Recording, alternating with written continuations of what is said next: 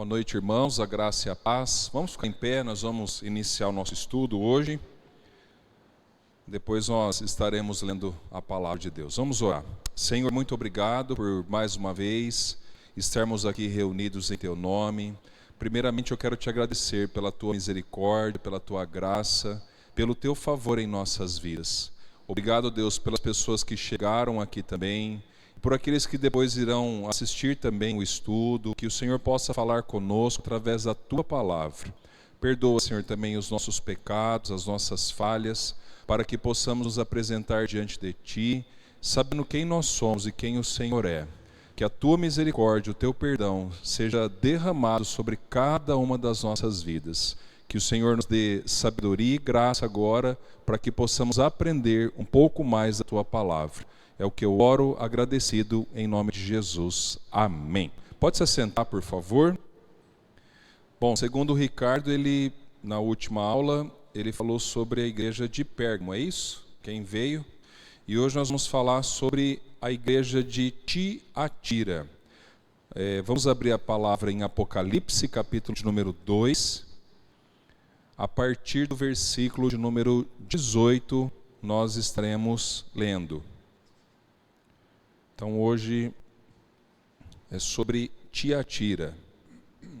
Até aqui, vocês que têm vindo aí praticamente todas as quintas-feiras, o que foi mais marcante para vocês, até na última aula que o Ricardo deu? Alguém queria expor alguma coisa assim? Tereza, Amor, Andréia, Rô? Alguma coisa que ficou marcante, que talvez você não sabia? O que vocês acham que pode falar e que seria legal para acrescentar? Ninguém? Não teve nada assim de anormal? Sim.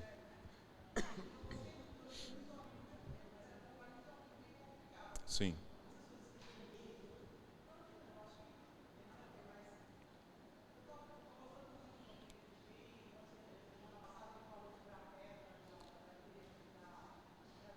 Sim, sim.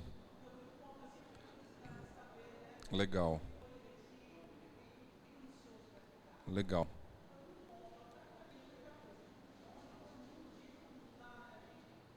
Sim. Sim.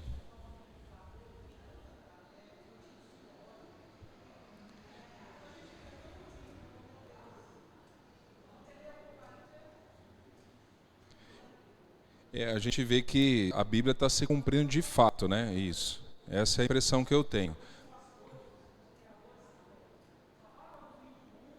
Sim. A gente só tem que... o Apocalipse ele é um livro muito simbólico, então tem muito simbologia. A gente só tem que tomar cuidado como a gente vai interpretar também as simbologias, né? Porque senão a gente vira um profeta do caos. O caos vai vir, a gente querendo ou não, isso é fato. Só que a gente tem que falar para as pessoas se prepararem para a volta de Cristo, acabou. E para o dia que chegar a morte, que a gente não sabe o dia da morte. Então tem muitos símbolos, né? E eu gosto dessa revista aqui da editora cristã, porque ela não prende às vezes só num fato. Ela dá outras possibilidades para a gente também entender outras teorias, né? outra forma de enxergar uma coisa que talvez a gente enxerga diferente. Isso é legal.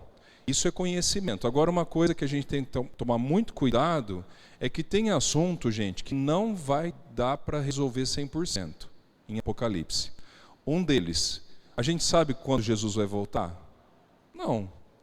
A gente sabe pelos sinais que a vinda está próxima. A gente vai chegar também no milênio. Alguns pregadores, e ótimos pregadores, como Hernandes Dias Lopes, ele acha que a igreja está vivendo um milênio, que a gente já está vivendo 1000 anos aqui na Terra, de acordo com o livro de Apocalipse. Outros não. Outros acreditam que o milênio vai ser depois que Jesus voltar, levar a sua igreja e a gente vai viver o milênio. Então percebe? Outra coisa também de Apocalipse, a gente tem que tomar cuidado e que talvez a gente não vai conseguir fechar um assunto. Jesus vai vir antes, durante ou após a grande tribulação? Alguém se arrisca a falar? Pode falar, às vezes você tem uma ideia. O que é mais fácil a gente acreditar?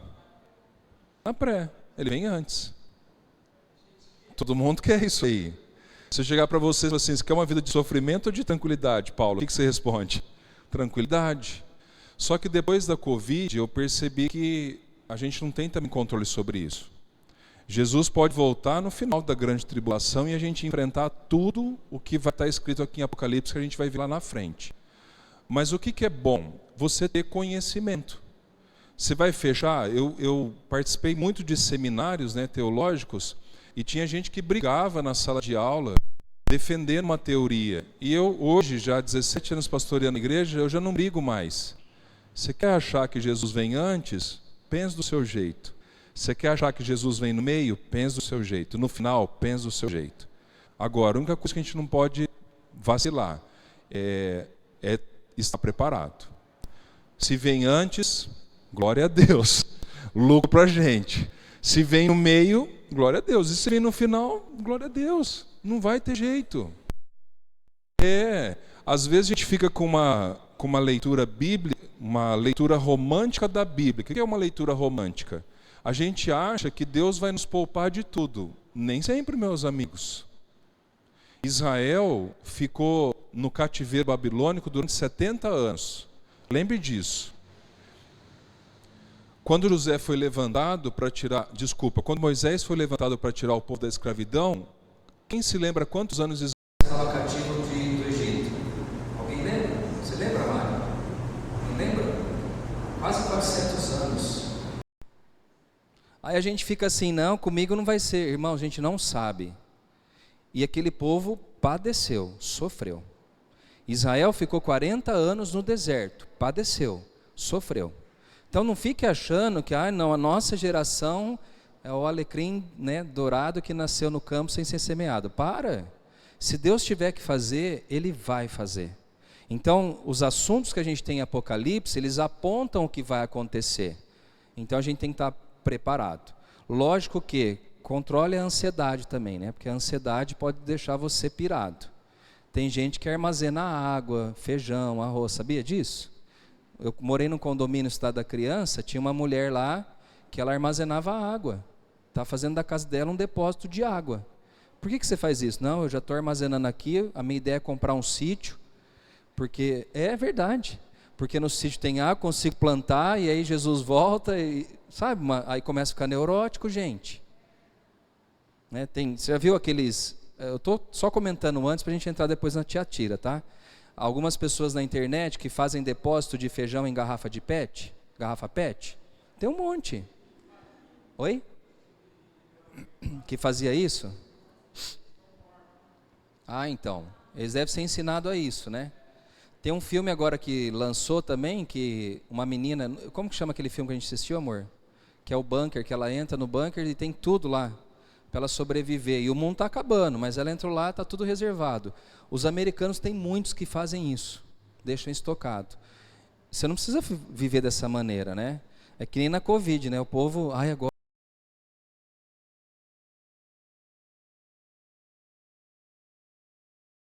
né? Vou comprar um monte de arroz. Aí deixava o coitado sem arroz lá. Aí o preço de 20 vai para quanto? 50. Porque é a lei da oferta, da demanda e da procura. Enfim, gente, isso aqui é bom para a gente ter noção. Não fique frustrado se a gente não fechar um assunto por completo. Deuteronômio 29 fala que as coisas ocultas pertencem a quem? A Deus. O que foi revelado pertence a mim e a você. O que não foi revelado, para de ficar tentando achar pelo em ovo. Eu já vi gente brigar dizendo o que Jesus estava escrevendo quando levaram a mulher adúltera. E tem gente que defende, ele estava escrevendo o pecado das pessoas. O texto não fala. E ele fica brigando com o outro, porque não, ele estava escrevendo isso lá. Para com isso, né? Você pode se esfriar na fé, se desviar, por conta de ficar tentando achar coisas que Deus não trouxe para nós, tá? Se Ele quiser falar, Ele vai revelar no tempo certo, tá bom? Então vamos para a Tiatira? Vamos lá. Versículo 18 de Apocalipse 2 diz assim: Ao anjo da igreja em Tiatira escreve: Essas coisas diz o Filho de Deus, que tem olhos como chama de fogo e os pés semelhante ao bronze polido. Conheço as tuas obras, o teu amor, a tua fé, o teu serviço, a tua perseverança, e as tuas últimas obras mais numerosas do que as...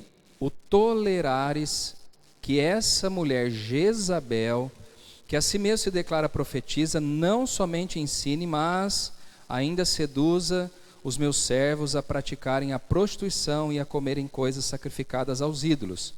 Dei-lhe tempo para que se arrependesse. Ela, todavia, não quer arrepender-se da sua prostituição. Eis que prosto de cama, bem como em grande tribulação, os que com ela adulterarem, caso não se arrependam das obras que ela incita. Matarei os seus filhos, e todas as igrejas conhecerão que eu sou aquele que sonda mentes e corações, e vos darei a cada um segundo as vossas obras.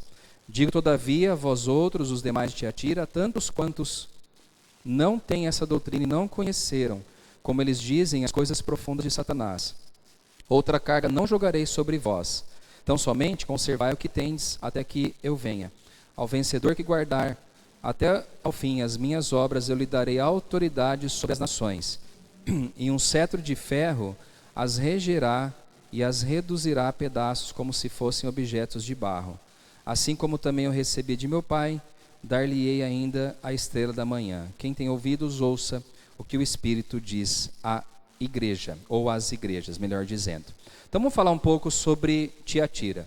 Eu não sei se vocês já perceberam, mas João ele fala primeiro, normalmente, tá? Das qualidades que uma igreja tem, depois ele fala o quê?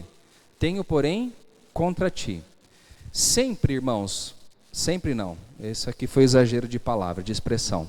Mas a gente vai ver que uma igreja não é 100%, como se pode dizer? Ela acerta em tudo, correta em tudo. Não tem como. Por quê? Porque a igreja é composta de quem? De pessoas, de seres humanos. Isso quer dizer que vai ter coisas boas acontecendo dentro de uma igreja. Isso também nos mostra que vai acontecer coisas ruins dentro da igreja. E aqui não é diferente, né? Essa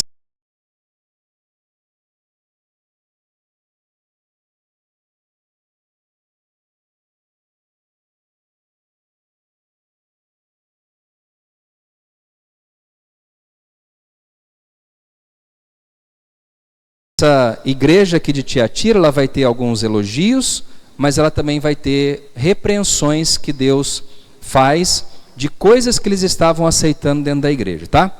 Só para a gente contextualizar, a cidade de Tiatira estava situada no caminho entre Pérgamo e Sardes. Atualmente a cidade se chama Aquishar e fica na Turquia. Lídia, mulher convertida durante a passagem de Paulo por Filipos, era de Tiatira. Então, hoje essa cidade existe, o nome dela é Akhisar, que fica na Turquia. Então ela existe até hoje, só que tem um outro nome, tá?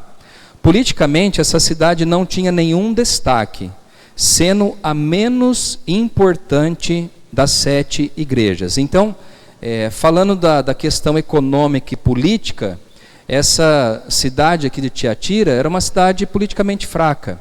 Ela era a mais fraca dentre as 7 igrejas do Apocalipse, tá?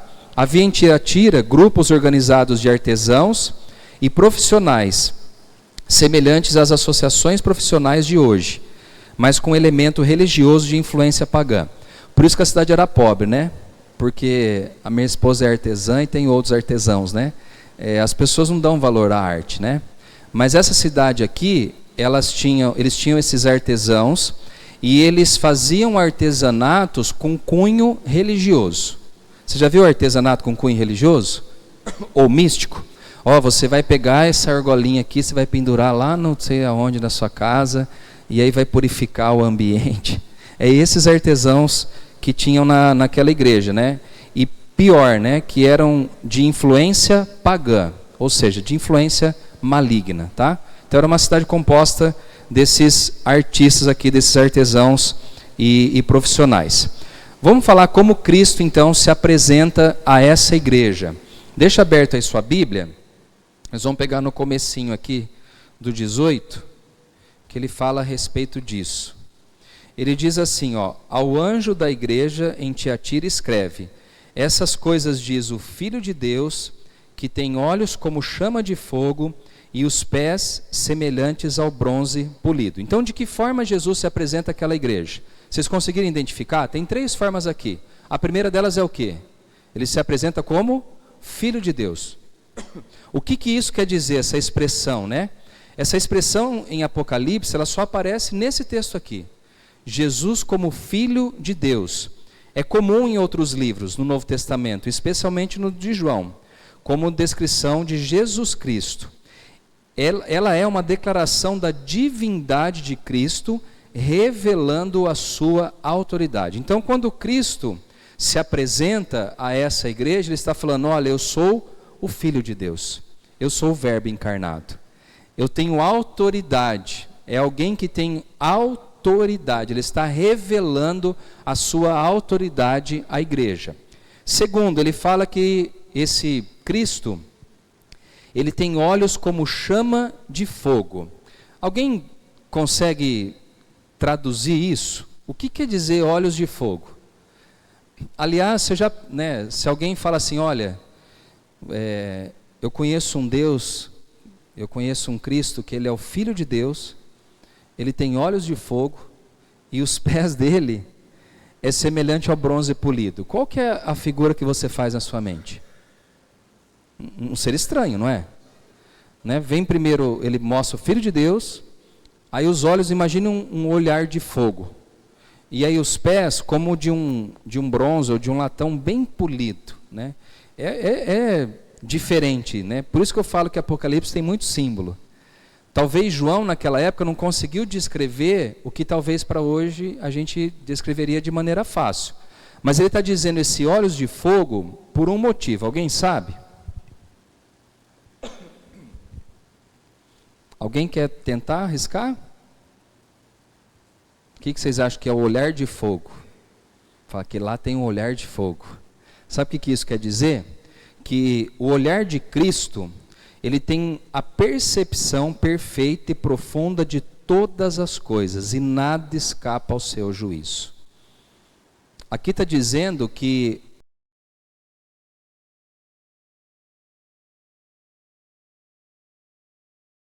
é um olhar que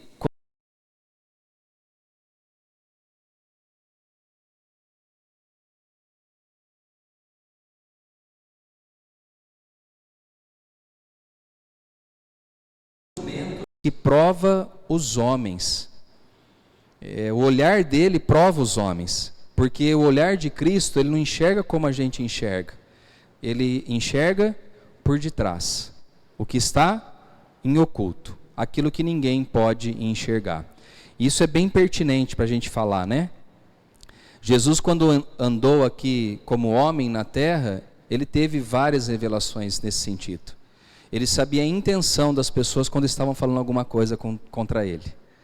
E por diversas vezes ele confronta as pessoas, porque ele conhecia o pensamento. Então Jesus, ele tem um olhar como chama de fogo. E por que pés semelhantes ao bronze polido? Essa expressão revela o poder que ele tem de esmagar os seus inimigos debaixo dos seus pés. Jesus efetua todo o julgamento de Deus contra o pecado. Para uma cidade onde havia muitos artesãos, essa descrição era uma combinação perfeita a fim de chamar a atenção de todos para o poder de Cristo. Então, o que ele está tentando dizer é que nesses pés de latão ou de bronze polido, é que Jesus, ele vai esmagar a serpente, Satanás, o diabo e todos aqueles que também se levantaram contra o Senhor.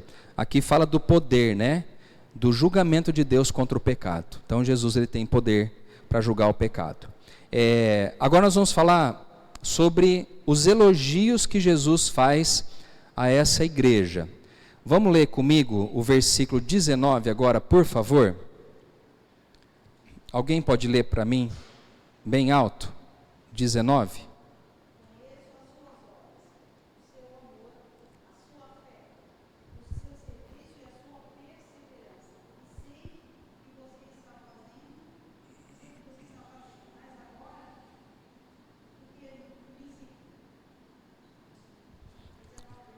Mas só o 19. é que ficou um pouquinho diferente da nossa tradução, mas diz assim, ó: conheço as tuas obras, o teu amor, a tua fé, o teu serviço, a tua perseverança e as tuas últimas obras mais numerosas do que as primeiras. Percebe que ele fala de 5 atributos dessa igreja, ou 5 elogios. O primeiro dele, ele fala o quê? Conheço as tuas obras. Era uma igreja ativa, era uma igreja que os seus membros trabalhavam. Era uma igreja que não estava parada, acomodada. Era uma igreja que praticava obras. Aqui o autor fala que Tiatira tinha uma congregação ativa. Não era uma igreja parada, ela era ativa, ela tinha vida, tinha força. E o mais interessante é que ela não se esfriou. Porque no final ele fala assim que as obras, eu acho interessante essa expressão. Ele fala assim que as últimas obras foram mais numerosas do que as primeiras. Isso quer dizer o quê? Que eles faziam mais no final do que no início. Isso é positivo. Era uma igreja que não se acomodou na fé, tá? A segunda coisa, ele fala do amor que essa igreja tinha. Ele fala: conheça as tuas obras e o teu amor. E por que ele fala de amor, gente? O fundamento do cristianismo, ou a base do cristianismo é o quê? É o amor. Se nós que frequentamos a igreja não conseguimos desenvolver o amor em nossas vidas, o que será de nós? Lembra da igreja de Éfeso? O que Jesus tinha contra ela? Que eles abandonaram o quê? O primeiro amor. Se eu abandono o primeiro amor, logo eu estou abandonando o quê? Tudo. Porque o cristianismo é baseado no amor. Então essa igreja tinha esse ponto positivo, era uma igreja que amava. E faltava então amor na igreja de Éfeso e sobrava amor na igreja de Tiatira. Mas Jesus reconhece então essa primeira qualidade da igreja de Tiatira. A segunda qualidade que ele reconhece aqui é a questão da fé. Aqui o termo parece se referir a algo maior do que confiança. É fé na pessoa e na obra de Cristo. Esse tipo de fé torna os servos de Deus abundantes na obra do Senhor. Fomos criados em Cristo para as boas obras. Sabemos que Deus se agrada da fé genuína. Essa igreja, além do amor, eles tinham o que mais então? A fé. E que tipo de fé que ele está falando aqui? Principalmente a fé na pessoa e na obra de Jesus Cristo. Eles tinham essa fé. Na pessoa, de quem era Jesus. E na obra que ele realizou. Não é uma fé, gente, de, eu vou ser curado, eu vou ser liberto, Não, é uma fé em quem é Jesus e o que ele fez por cada um de nós na cruz do Calvário. Isso é uma fé diferente. A fé que a igreja, algumas hoje ensina, é uma fé baseada numa vara de condão. Eu bato e está tudo resolvido. Não é essa fé. Jesus quer que a gente tenha uma fé na pessoa dele, na obra dele, naquilo que ele fez por nós na cruz. Outra característica dessa igreja, fala que ele conhecia também o serviço. Certamente essa igreja tinha um ministério relevante na cidade. Eles tinham boas obras, tinham amor, tinha fé, mas também era uma igreja que arregaçava as mangas para trabalhar. Eles tiravam aqui, vamos trabalhar, vamos fazer o serviço que tem que fazer. Era uma igreja que a membresia estava envolvida no serviço e que torna essa igreja então dinâmica e também próspera. Irmãos, se você não faz nada ainda na obra do Senhor, comece a fazer. Nem que seja arrumar as cadeiras da igreja, nem que seja colocar um copo descartável ali, trocar um papel higiênico, tirar um lixo, faça alguma coisa. E não só aqui, mas também lá fora. Não faça só aqui, lá fora. Essa igreja, ela se destacava pelo serviço que eles prestavam lá fora também, para a sociedade. E é o que nós precisamos. Um outro ponto aqui, mais 2, e a gente já passa para as repreensões. O outro ponto que eles tinham era a perseverança. A perseverança é paciência e resistência constante. Você é perseverante? Você tem tido paciência e resistência diante das lutas que você tem enfrentado na vida? Você tem sido perseverante ou você, por qualquer motivo, abandona, briga, xinga, joga tudo para o alto? Como que você tem se portado na questão da perseverança? Não é mencionado qualquer perseguição que atingia todos esses cristãos naquela época. O perigo que ameaçava essa igreja não vinha de fora, mas estava dentro da igreja. E vocês vão entender o porquê. Então eles tinham que fazer o quê? Perseverar. Não tinha uma perseguição lá fora, como algumas outras igrejas.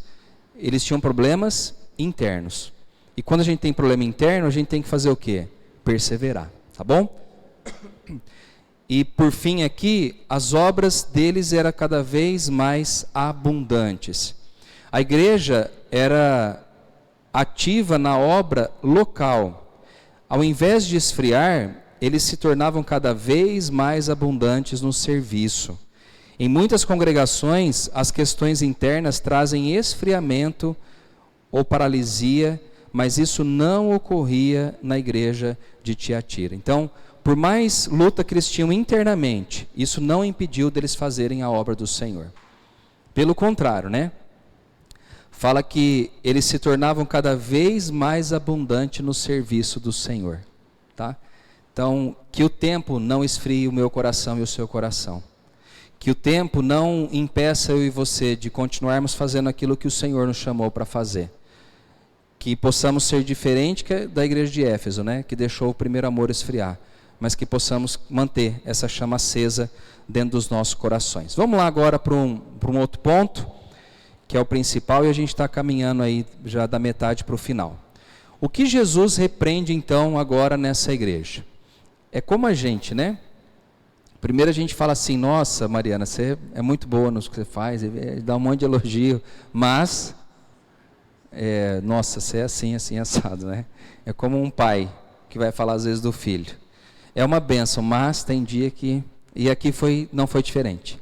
Vocês fazem um monte de coisa positiva, trouxe elogio, aí vem a repreensão. E vamos ver lá a partir do versículo 20, por favor? Diz assim: tenho, porém, contra ti o tolerares que essa mulher Jezabel, que a si mesmo se declara profetisa, não somente ensine, mas ainda seduza os meus servos a praticarem a prostituição e a comerem coisas sacrificadas aos ídolos. Dei-lhe tempo para que ela se arrependesse. Ela todavia não quer se arrepender da prostituição. Eis que a prós de cama, bem como em grande tribulação os que adulteram contra ela, caso não se arrependa das obras que ela incita. Matarei os seus filhos, e todas as igrejas conhecerão que eu sou aquele que sonda mentes e coração, e vos darei a cada um segundo as vossas obras. O que acontece aqui nessa igreja então? Ele vai citar o nome de uma mulher chamada Jezabel. Aqui a gente tem não um problema, mas uma questão. A gente não sabe, porque o texto não diz, que essa Jezabel era uma pessoa mesmo, né, encarnada, ou se ele está fazendo uma referência de uma mulher de Acabe que se chamou Jezabel. O que essa Jezabel, mulher de Acabe, fazia? Quem se lembra? Alguém lembra? Tinha algumas coisas aqui principais que ela fez. Por isso que ela é citada agora aqui em Apocalipse. Você lembra, Dona Teresa, Mário?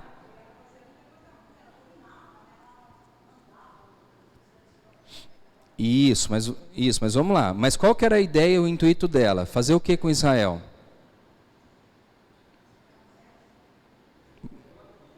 Ela queria desviar Israel do culto a Deus, do amor a Deus, para uma idolatria. E principalmente a Baal, né, que era um dos deuses daquela época, que foi o que o profeta Elias se levantou para matar esses profetas de Baal. Vocês lembram dessa história?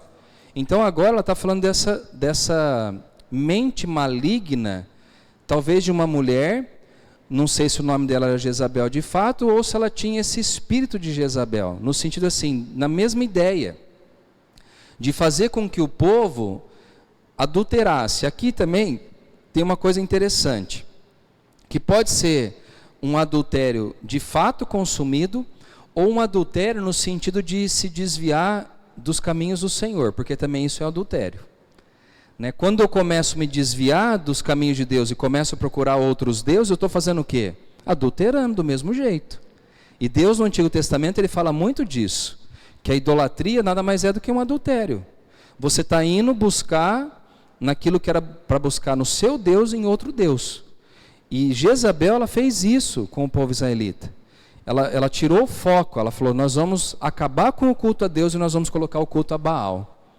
E Acabe, que era, desculpa aqui a expressão, frouxo, ele deixou que isso acontecesse em Israel. Até que Deus então levanta Elias. Então o que está acontecendo aqui? A mesma coisa. Ela está induzindo, ou esse pensamento aqui de Jezabel, está induzindo os crentes ali de Tiatira a se desviarem também do Senhor, do caminho de Deus. E o que ela fala aqui? Ela cita duas coisas interessantes. Desculpa, interessante não. Duas coisas. Fala da questão da imoralidade sexual e fala também da carne que é sacrificada a ídolos. Então o que ela estava fazendo ali? Ela estava tentando distorcer, trazendo essa questão da imoralidade sexual, vou ler aqui para ficar mais fácil. Não há dúvida de que a infidelidade a Deus é chamada também de adultério e fornicação. Quando Israel se envolvia com outros deuses, esse fato era chamado de adultério. Então o que ela estava fazendo em Tiatira? Induzindo o povo a adulterar. Se desvia. Não ande nesse caminho. Então isso é adultério. A instrução de Jezabel tinha como propósito ensinar as coisas profundas de Satanás. Então o pensamento que tinha na igreja de Tiatira era um conhecimento a Satanás, era um culto a Satanás. Ela ensinava fornicação, talvez para ajudar os crentes a assimilarem as formalidades e rituais dos cultos pagãos. Então percebe, irmãos, que ou esse pensamento, essa mulher, ela estava influenciando os crentes de Tiatira a buscarem outros deuses, desviando o foco, adultério, tá bom? A outra coisa que ela estava tentando fazer ali também, que era carne sacrificada a ídolos. Então, imagine você, um dos grandes problemas daquela época, para aquela igreja, era a carne sacrificada a ídolo. Podia um cristão comer carne sacrificada a ídolo num tempo pagão? O que vocês acham? Então está tendo festa num centro de Satanás, com macumba, com um monte de coisa, eles estão fazendo ali uma carne que é sacrificada a um demônio. Convém um cristão ir lá comer dessa carne? O que vocês acham? Não convém, Mas vamos entender uma coisa interessante. Quando Paulo fala dessa questão de carne sacrificada a ídolos, ele coloca um ponto importante para a gente observar. A carne sacrificada a ídolo, ela traz malefícios para quem é ímpio. Para nós, quem é maior, os ídolos ou Deus? Tá bom, pastor, então você está querendo dizer que a gente deve comer carne sacrificada a ídolo? Não. O que eu estou querendo dizer é que o Deus a quem servimos é maior do que qualquer coisa. Naquela época, tinha essa questão, e eles não comiam, para não se contaminarem. Mas aí Paulo vem e fala assim, olha, o que contamina, essa carne aí não vai contaminar, porque o Deus a quem vocês servem é maior do que o ídolo. Agora, lembra daquela expressão que Paulo usa? Tudo me é lícito, mas nem tudo me convém, camarada. Então, não é porque,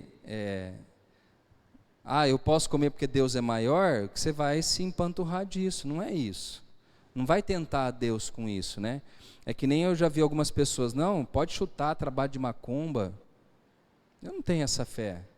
Eu sei que Deus é maior do que um trabalho de macumba, mas eu não vou zombar.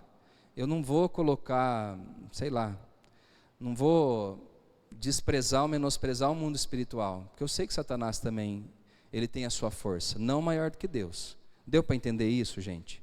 Então essa mulher ou pensamento estava sendo derramado sobre essa igreja de Tiatira. E eles tinham que tomar cuidado, Nós também, tá bom? Com a questão da imoralidade sexual, que é a idolatria contra Deus, e a questão também dos ídolos, Temos que tomar cuidado com isso nas nossas vidas. Nem tudo convém o cristão fazer. É lícito, mas não convém. Alguém quer comentar alguma coisa dentro disso? Pois não, Ana.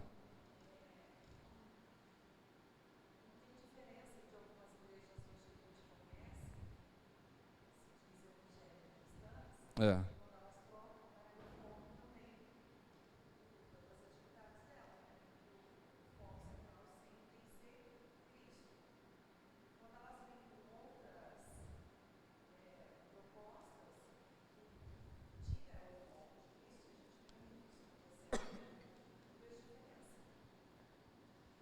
Sim.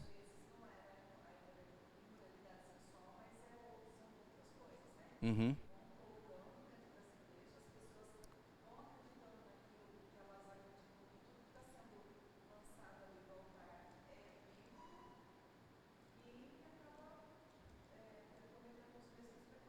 Sim. Sim. É. E vamos pensar também nessa questão mudando só um pouquinho da Ana, do negócio da carne de ídolo. Vamos supor, você sabe que tem uma festa pagã acontecendo e que está sendo oferecido a um demônio. Eu estou colocando bem lá embaixo mesmo para vocês entenderem. Convém eu estar lá, gente? Não convém. Uma outra coisa que a gente tem que tomar cuidado, que é também aí eu acho que é um pouco fanatismo religioso, né? Tinha uma época que alguns cristãos ou pastores ensinavam que você não podia comer no McDonald's. Porque, oi? Tomar Coca-Cola, fazer... Gente, mas aí tem aquelas notícias da internet, né? Aí a gente ouve um monte de coisa. Não, porque 10% da renda do McDonald's vai para a igreja de Satanás. Você sabe. Você viu o comprovante, né, amor? Isso. Não coma porque um lanche do McDonald's faz mal. Agora, porque o pastor falou, o líder, Coca-Cola, não tome porque faz mal. Não porque... tinha gente que pegava, tirava o adesivo da Coca, virava lá, está escrito alô diabo. Nunca vi. Nunca consegui enxergar. Alô diabo, né? Olha lá, está consagrado, né? Por isso que vende. Se tiver, irmãos, a hora que a gente ora e põe a mãozinha e fala assim, Senhor, abençoe esse alimento que eu vou comer. Acabou. Você não vai passar mal. Agora, lógico, tem que estar em comunhão com Deus. Porque eu já vi gente passando mal com comida que foi consagrada a demônio e aí põe tudo para fora mesmo. Tem gente que fala, não, Deus é maior. Aí come lá um negócio de um trabalho de macumba. Aí o Deus é maior, fica endemoniado, vomita, porque comeu alguma coisa e não estava bem. Não bem fisicamente, viu, gente? Espiritualmente. Fala, Rô.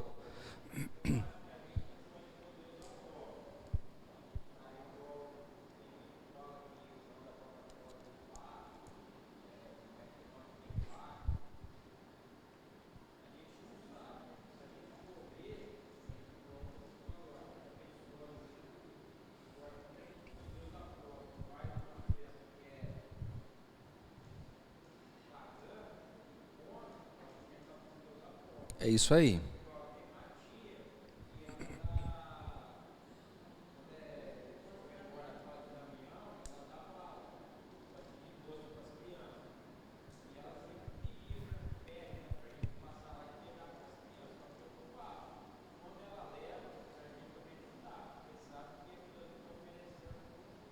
Isso. Essa é a consciência, Rô. Não é assim, se comer... Não, gente. É uma coisa que foi sacrificada a demônio. Eu trabalho na casa de recuperação, a gente vê muita coisa doida que não tem na Bíblia às vezes, tá, gente? No sentido assim de experiência. Eu já vi coisa espiritual que dá medo. Dá medo mesmo. Coisas que uma criança comeu e o cara está na vida adulta, destruído com a vida dele, espiritual, por conta de coisas que ele ingeriu na infância. Objeto, às vezes. A pessoa dá um objeto para você, aquilo lá é um ponto de Satanás entrar e destruir sua família e sua casa. Isso é experiência que eu vi com meus próprios olhos. Eu não estou inventando nem aumentando, eu vi.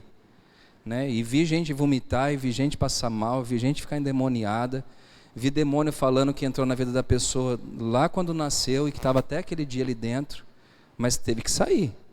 Aí depois é a continuidade que a pessoa dá nesse processo. Mas dá para entender como que é o mundo espiritual? Uma vez em Santa Cruz eu falei para um irmão, né, que a gente tinha que respeitar o diabo, e ele acabou o culto, ele veio me confrontar. Onde já se viu se falar que a gente tem que respeitar o diabo? Eu falei assim, respeitar no sentido de que ele é um ser que veio para matar, roubar e destruir. E não pense você que ele é fraco. Deus é infinitamente maior do que o diabo. Sim, concordo 100%. Mas respeite. Eu gosto às vezes de ver aquelas lutas, é só aquelas chamadas de 30, 40 segundos, né? Que você vai ver um lutador de UFC zombando do outro, né? E aí quando entra no octógono, filho, ele toma uma surra igual um cachorro vira-lata. Subestima o adversário. Aqui comigo não é dessa maneira, né? Tem um vídeo que eu gosto muito, que é 2 mulheres que vão lutar o UFC, e uma vai cumprimentar, a outra não dá a mão. Filho de Deus. Ela toma uma surra dessa outra mulher, e aí ela é tão humilde que depois que ela bate, ela vai lá tentar dar a mão de novo. Aí a mulher dá a mão para ela, né? Tem gente que está assim com o diabo. Não, que eu não caio, eu sou incaível, nem existe essa palavra, né? Vai nessa, né? Então, cuidado. Você sabe que não vai tentar Deus com isso. Tem tantas festas que acontecem em Ribeirão, gente, cuidado com os lugares que você frequenta. Cuidado com as amizades, com as bebidas, com as carnes, com tudo que você vê, tá bom? Mas vamos lá para frente, para a gente terminar aqui. Deu para entender isso aí? Quais são as consequências do pecado? Lembra de uma coisa, todo pecado tem uma consequência. Assim como na vida, toda ação tem uma reação. Qual que é a consequência disso? Vamos lá ver agora no versículo 21. Apocalipse 2, 21. Pode ler, por favor, irmão. Afasta aí e seja feliz.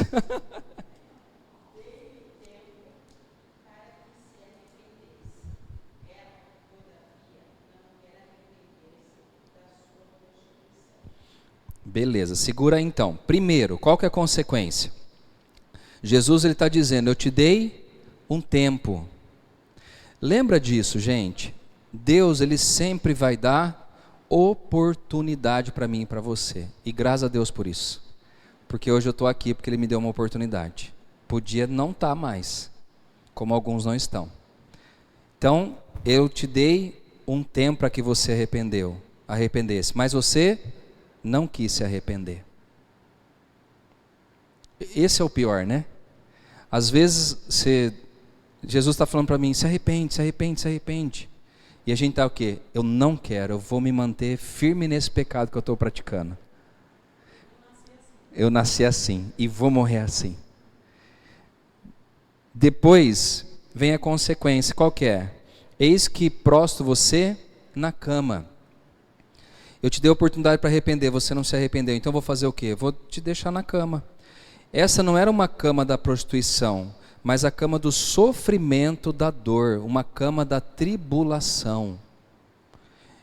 É a consequência do pecado. Lembra quando Davi fala, né? Enquanto eu calei os meus pecados, os meus ossos se envelheceram. Eu tinha dor. Consequência.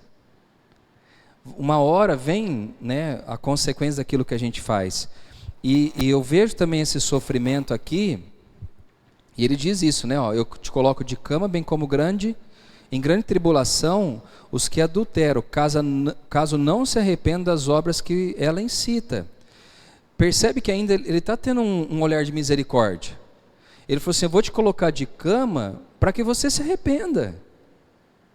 A dor, o sofrimento, irmãos, muitas vezes acontece na nossa vida para que a gente se arrependa, para que a gente mude de vida.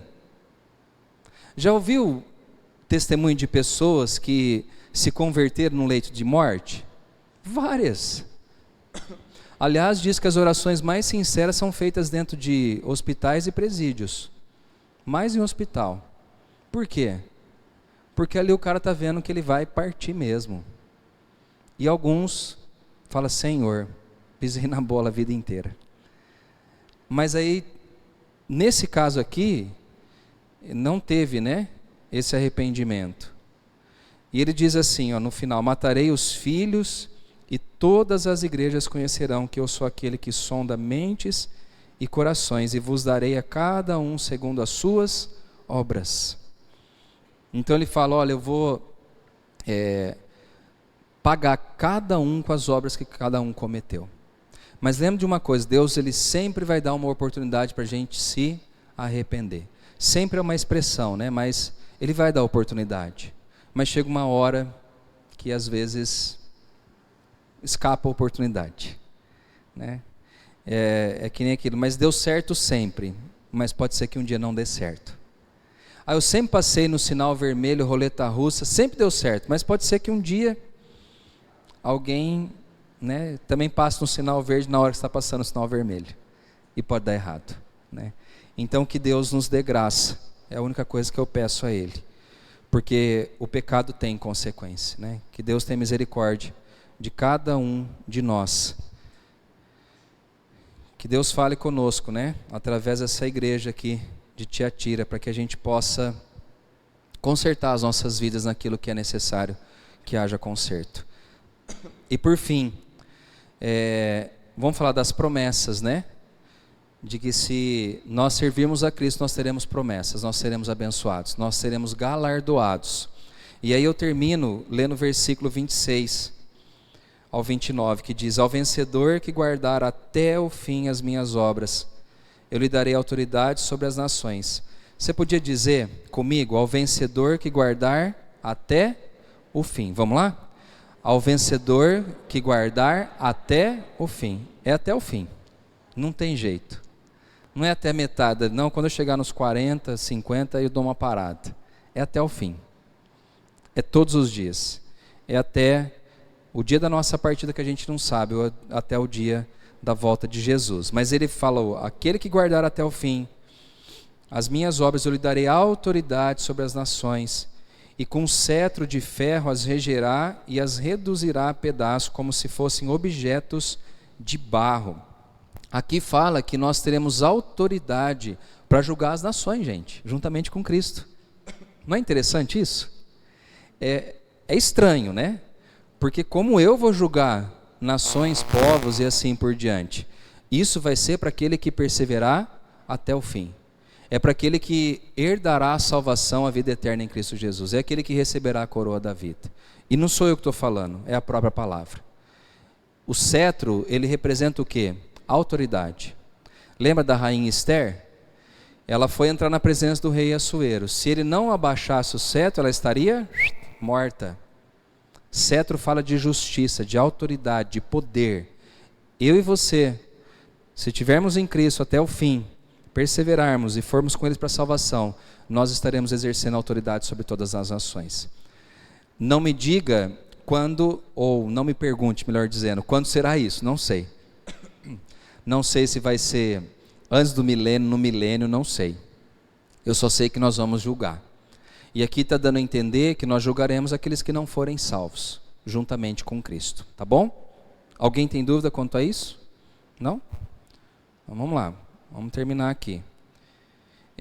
Assim também eu recebi de meu Pai, dar-lhe-ei também ainda a estrela da manhã.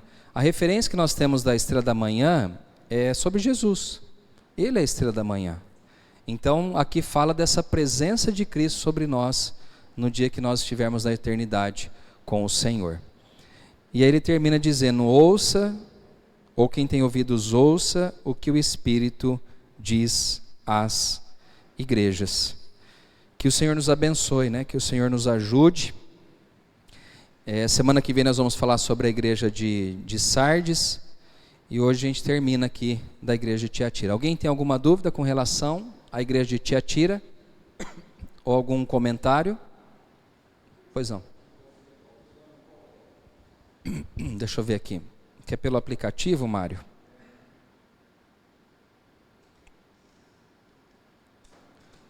A minha é Almeida Revista Atualizada. É Almeida Revista Atualizada. A sua qual que é? NVI? Tem algum comentário diferente? Não. É. Diferente.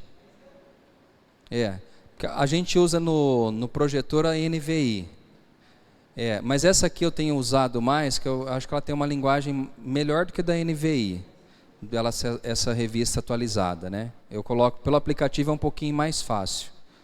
Mas ficou alguma dúvida com relação a alguma palavra que surgiu da Tiatira? Não? Não?